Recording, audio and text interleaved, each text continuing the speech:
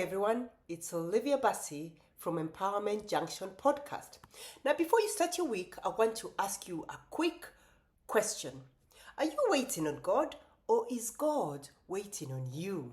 Now, no one likes waiting. We want what we want, and we want it now. Yet, as Christians, we are constantly reminded to wait on the Lord. Now, that's easy to say, very easy to say, but it can be very difficult to actually do. Now, waiting on God can be painful. Waiting on God, and the longer it takes, the harder it gets. You cry, you pray, and then you wait. Then you cry, you pray, and wait some more. But what if God is waiting on you? God is a perfect gentleman. He will never force you in any way. If He's not moving in an area of your life, it may be because He's giving you the opportunity to grow. Now, God's ways are far above our ways, and His thoughts far above our thoughts. So what if what you're hoping for isn't happening? It may be a sign that God is actually waiting on you. So today, as you start your week, I want to talk to you about 5 signs that God is waiting on you or for you to change before He delivers the very thing that you're praying for. Now, the first sign, when nothing is changing. Often your circumstances can't change because God's need to change something in you. You can't put new wine into old wine skins. It will never hold. So you be willing to be changed yourself, and you may begin to see the breakthrough you're praying for. Think of it this way. God is more interested in your character than your comfort. Second sign, you don't hear from Him. Now, few things are more frustrating than feeling like your prayers are just bouncing off the sky. I've learned that when I don't hear from God, it's usually because I haven't followed Him in the last thing He told me to do. Now, remember, God does not honor disobedience. He's waiting for your obedience before He releases His blessing. The third sign, you're dependent on something else above Him. When you rely on yourself for solutions, you tend to forget to pray. Have you forgotten to ask God for His help? Often, God will put you in a position where you have to rely on Him, because when He brings the victory, and you know God has never lost any war, any battle, the victory is coming. Yes, it's coming.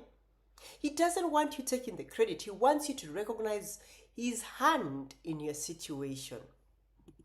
And the fourth sign, when your peace and your joy comes and goes. Peace follows faith. When your peace leaves, chances are your faith led the way. So if you're feeling confused and vacillating, you've likely stepped out of faith and into fear. Now remember what Philippians 4:7 says, and the peace of God, which transcends all understanding, will guard your hearts and your minds in Christ Jesus. True peace is a sign of resting in God's promises. And the fifth sign, you're working too hard. Jesus said, "My yoke is easy and my burden is light." Granted, hard work is a component of success, but when you try to make things happen in your own way, you go beyond what is required. The work God gives you comes packaged with the grace to do it, because it's very clear your gifts will make room for you. So you shouldn't feel that hard, surely. So if you feel like your efforts are really working hard and you're operating from your own strength, then chances are it's not coming from God. He wants to empower you, not exhaust you. A powerful example of this is King Saul in the Old Testament. Now, God was waiting on Saul to obey His instructions completely. Saul, impatient and fearful, offered a sacrifice himself, which is a task reserved for the priests. Now, this act of disobedience cost him the kingdom. You can find more of that story in 1 Samuel 13. Now, Saul's impatience and disobedience prevented him from receiving God's full blessing. So I want to say, waiting is never easy, but the sooner you can see God's sovereign hand at work in you and not just your circumstances, the greater the glory you can give to Him.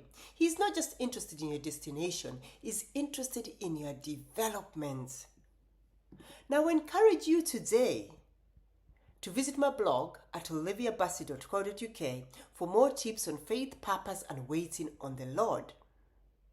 You can also find my articles on Medium. The link is in the description below. Until next time, have a blessed start to the week, and may you be blessed beyond your wildest dreams.